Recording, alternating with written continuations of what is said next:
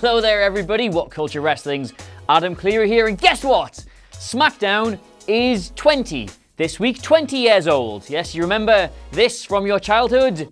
That's 20 now, feel old yet, etc. Now yes, Raw has always been the flagship show of WWE, but SmackDown has taken on a life of its own. It's been a very interesting journey since it was launched in late April 1999. Believe it or not, I only just found out it was devised merely as a way to get extra TV time during the Monday Night Wars, and look at everything that's happened since. It has been, at its worst, an entirely forgettable B show where nothing ever happened and hardly anybody even bothered attending, but at its best, it's had some of the greatest wrestling from the world's biggest wrestling company and was unmissable TV. But anyway, cast your minds back to the first ever episode, coming to you live on tape delay from Connecticut, USA. It featured Jim Cornette and Michael Cole on commentary. Dear God, imagine that. And finished with Steve Austin pouring a beer on Vince McMahon's head, as was the style at the time. Anyway, there were 18 wrestlers on the show that night, all of whom have had incredibly different journeys through the world of wrestling ever since. So yes, you know what we're doing here. My name is Adam Cleary, and this is the first ever episode of SmackDown. Where are they now? Just before I start, I know when I did the Raw version of this, loads of people commented like, this is such a downer because loads of these people are dead. I promise there's nowhere near as many dead people on this list. Number 17, the Blue Blazer. It's a gimmick that kind of gets forgotten given that it was just so clearly Owen Hart, but everybody remembers it and loves it because it was Owen Hart. That was part of the charm. The delusion was part of its appeal. Anyway, Blue Blazer was this self-righteous, preachy guy who really didn't like the Attitude Era's worst elements, kind of a bit like the Right to Censor, but just nowhere near as bad. He teamed up with Jeff Jarrett and went full-on comedy mode with the character, which is pretty much where it all peaked, and by 1999 it was still dragging on, and we see him here in singles action beating Val Venis. Where is he now? Well, we all know the answer to that one, don't we? This is less than a month before Hart's tragic accident at Over the Edge in 1999, which ended his life, falling as he did from the scaffolding into the ring. It's still regarded now as one of wrestling's biggest ever tragedies, and yeah, good start this. Number 16, Val Venis. Ah yes, here we are, a quintessential Attitude Era performer, an Intercontinental Champion, a European Champion, a celebrated single star of the mid-card, but that's not why you remember him, is it? You remember him for his penis. Now, quite unusually for most of the alive wrestlers on this list, Val Venis is no longer wrestling. Instead, he's taken up this identity of the Captain on social media, and his whole thing is that it is bad that weed isn't legal, so we should make it legal, and that will be good. And to that end, he runs a medical marijuana business, which is all about weed being legal, and has a semi-regular podcast on YouTube, which is all about weed being legal. That's his thing. Number 15, Test. Now you take one look at this lad and you think, ah yes, wrestling in the 90s and early 2000s under Vince McMahon, just a big lad with a big boot finisher who couldn't really wrestle but got signed anyway. I mean, you can see why Vince was into this guy. You can see how he succeeded in the air quotes land of the Giants, but I've got to say, Test is nowhere near as bad as you remember. He was actually pretty good. You all know what his career entailed. He was kind of the forgotten part of the McMahon-Helmsley storyline. That's about as high as he ever got in the company, but he did still get 6 mid-card titles to his name while he was there. However, here, he's getting beat off the Big Show in 47 seconds, so not a highlight. Sadly though, Test is just yet another story of a wrestler taken way before their time, and in 2009, and mere days before his own birthday, he was found dead in his own home. It was reported that it was an accidental overdose that killed him, but then further inspections found that he did have the same brain trouble as Chris Benoit, so yeah. Number 14, The Big Show. One of only a handful of men on this list who are still sort of wrestling, The Big Show was a force to be reckoned with in 1999. He came in as the corporate enforcer, I think that's what it was meant to be, and by Survivor Series this year, I nearly said Saliva Series because my mouth's really wet, he was the WWF Champion. It didn't ever really get as big for him as that, despite his name. And again, you know most of what happened over the next 20 years. He was up and down in the company, he was here, he was there. The man had more face turns than someone who thinks they've just heard their name behind them but can't see who's just said it. The Big Show is just... he's just the Big Show, isn't he? And what's he doing now? He's still wrestling every so often. He had that thing with a New Day on SmackDown not so very long ago when he teamed with The Bar, but we've not seen him since. I was expecting to see him at Mania, but I didn't, even though he's quite hard to miss. Number 13, DLo Brown. Hey Adam, what's DLo Brown up to these days? I hear you asking. Shut up, yes you did. Well, funny you should mention that because... is there a secret to the DLo neck wiggle, or is it just born with it? God-given ability. Yes, you see, very interesting. Now, way back on the first episode of SmackDown, DLo was still being managed by Ivory, and his match was against number 12, Droz. Yeah, it's sort of, you can't really talk about DLo Brown and Droz without talking about DLo Brown and Droz. Like, the guy was a perfectly good worker. He had a really good run with the Ministry of Doom, but he's always going to get remembered, isn't he, for the tragedy that befell him in a wrestling ring, and specifically on this show against this opponent and in this year, just not in this match. And if it's not a story you are familiar with, later on this year on SmackDown, DLo Brown was wrestling Droz, picked him up for a running powerbomb, ran, powerbombed him, and despite the fact nothing appeared to go all that wrong, he paralyzed him from the neck down. He was, of course, immediately rushed to hospital, where obviously there was absolutely nothing the doctors could do, and he's been in a wheelchair pretty much ever since. Now, a few things I should point out here. One, DLo Brown accepted full responsibility despite nothing really being his fault. But two, Droz harbours no ill will to the man, blames him not one jot for what happened. And three, and best of all, despite being told this would never happen, Droz has regained some functionality in his upper body. He has some use of his arms. That might have broken his body, yes, but it never broke his spirit. Right now, he lives in New Jersey, surrounded by his family, his friends, and an excellent support network. I do think, although I should have checked this, WWE do assist with his care in some regard. And anyway, this is his wheelchair that his friend made him. The man wants to be a beacon for how much a positive mental attitude can give you, and he is. Number 11, Kane. Literally the mayor of Knox County, Tennessee. I don't want us to become numb to that fact, because that's basically the good folks of Knox County, Tennessee, hello if any of you are watching, looked at this and went, he should decide how much money schools get and whether our bins should be collected fortnightly. That's the guy, that's him, that's the one I want.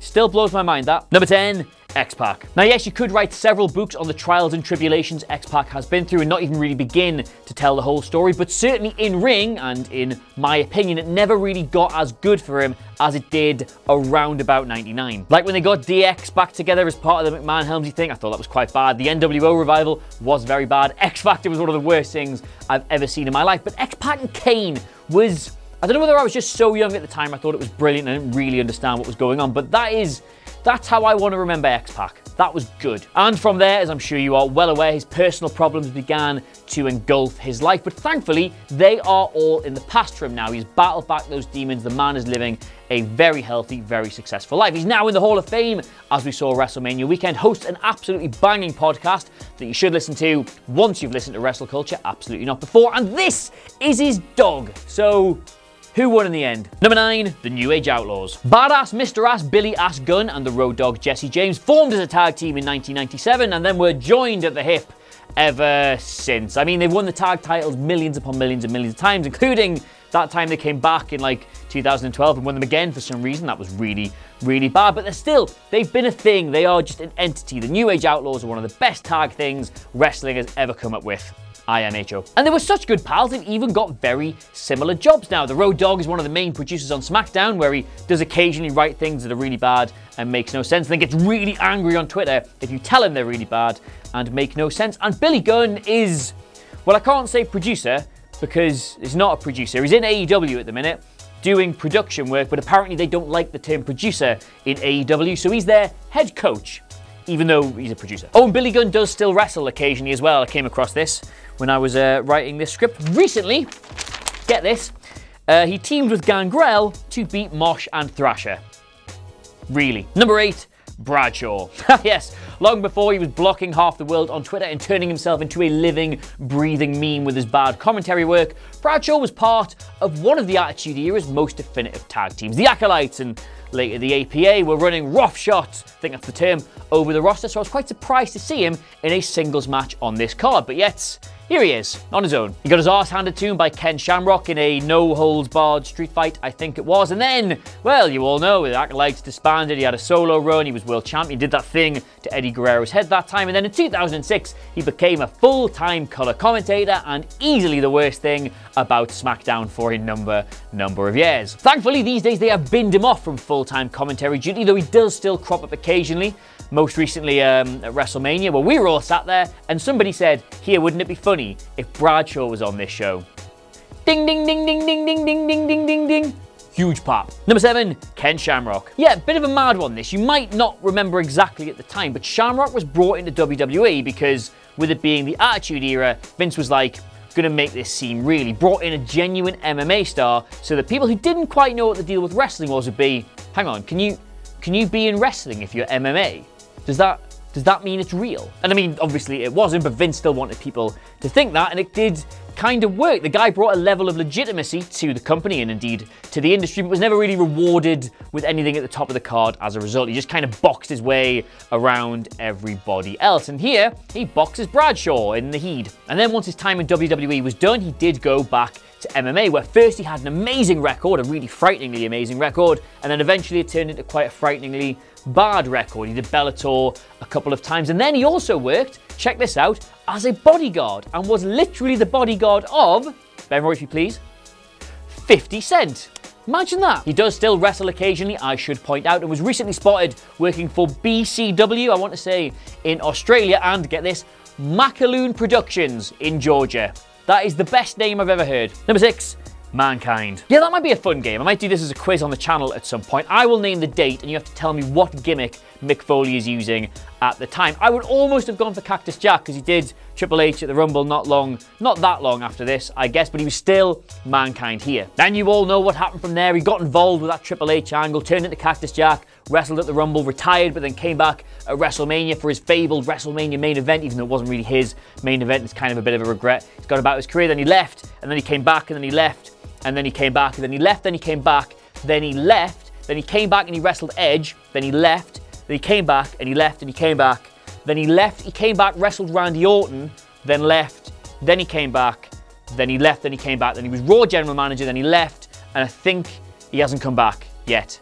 Yeah. Now he just kind of exists on the WWE network as part of every single special match and every behind-the-scenes featurette and all the 24/7 episodes, where he apparently came up with the name The Man for Becky Lynch, or she told him he was doing it. It was something to do with that. And then there's Holy Foley, which I will not be talking about. Goodbye. Number 5, the Big Boss Man. Look, this is the last one. It's the last dead guy. Sort of the last dead guy on this list, sort of. Now I'm just going to take a soapbox here for a second. A lot of people look at the Big Boss Man and they think, doughy guy, permanent heel, bad goatee, nightstick, had one good sidewalk slam, but not really a good wrestler, and I'm not having that revisionism. The Big Boss Man was versatile and good, just not around about this time in his career. See, around about this time in his career was just as we were getting into the whole Al Snow feud, where, if you remember, he did that bit in the hotel room where he kidnapped his dog and then fed it to Al Snow, and the big blow-off to that was the Kennel from Hell match, which is one of the worst ideas the company has ever had, and the defining image will always be them rolling around in literally dog piss. And sorry, what's that? You want me to read out the poem he did at the Big Show's dad's funeral? The whole thing? All right. Absolutely not. And after this career of ups and downs, the Boss Man was another one taken well before his time. In 2004, at the age of just 41, he died of a heart attack in his family home. Merely 3 weeks, I should add, after having his last ever wrestling match in Japan. Number 4, Steve Austin. Ah yes, here we go, the night's main event that saw Stone Cold Steve Austin teaming up with entry number 3 on this list to take on the villainous team of entry number 2 and his partner, entry number 1. Now, despite what the name of the show might have implied, Steve Austin was still the WWF's biggest star at that moment. He was effectively the one who won the Monday Night Wars for them, but he was mere months away from needing serious and career-altering surgery on his spine. And you all know what happened from there. He came back and we did the whole Who Ran Over Austin story, which was a bit of a bust, and we had that misguided heel turn, which was a bit of a bust, and the invasion angle, which was obviously a bit of a bust. Despite how popular he remained, how popular he still is today, never really got as good for Austin as it did in like 1999. But look at him today though, he's become a genuine mainstream crossover star. He's one of the most recognizable figures in the industry. He's done films, he's done TV shows, he did Celebrity Deathmatch for ages, had his own beer, got his own ranch. I think he does like jerky now as well. The guy is a star and he's kept in the industry by doing those amazing podcasts where we've had some of the greatest revelations, I think, of any shoot wrestling things. Well done, Austin. You're all right by me. Number 3, The Rock. And again, you look at the name of the show, SmackDown, literally taken from The Rock's catchphrase, lay the smackdown, although I always thought he said layeth the smacketh down, so the name should have been completely different. Anyway, I digress, and you might think he was the company's franchise player at the time, but he wasn't. At the time of the first ever episode, he was still technically heel. I mean, don't get me wrong, he was well on his way to becoming one of the most popular and over stars in the company ever, I think, but it still wasn't as cut and dry. This was still a bit of a gamble. We didn't quite know yet that he was going to be this explosive in-ring worker who could deliver the best promos ever on a microphone, could talk people in to all kind of matches, and yet they still based an entire show around the electricity of his personality. That's a big risk when you think about it. And I mean, what do you need me to say about The Rock's career from there? Like, he went on to be a multiple-time world champion, one of the most decorated stars in the company's history, and then, just for a laugh, went and conquered Hollywood in a way no wrestler has ever or ever will since ever. Like, the guy is just, he's a cultural phenomenon. He's the guy films turn to fix their franchise when their franchise needs fixing. Dwayne Johnson is now everything The Rock thought he was going to be. It's a beautifully poetic story, in my opinion, but you know it all already. Might we see him back in a wrestling ring one day? Well, maybe. I wouldn't rule it out. Might we see him as president sitting in the White House one day? Well, not for me to say, is it? But yes. Number 2, The Undertaker. You can count the number of wrestlers who have been more important to this company on this hand. The man is one of the most iconic figures in this company, probably even the entire industry. He has worked legendary matches, had legendary rivalries, become a legend in every single sense of the word, and his career started in 1990. The man's done so much, been through so many great stories, had so many gimmick changes and all that, you probably don't even remember exactly what was going on with him back then, but the corporation had literally just joined with the ministry. Yes, the corporate ministry was what the first episode of SmackDown's main event was all about. How long ago does that feel? I know. And from there, he took some time off, came back with the American Badass gimmick, and it just on and on and on it went with all the WrestleMania matches, all the main events, all the stories, everything else, and he's still somehow going to this day, even if I don't really want to talk about his more recent matches. Anyway, he's back at WrestleMania. That was nice. I saw him.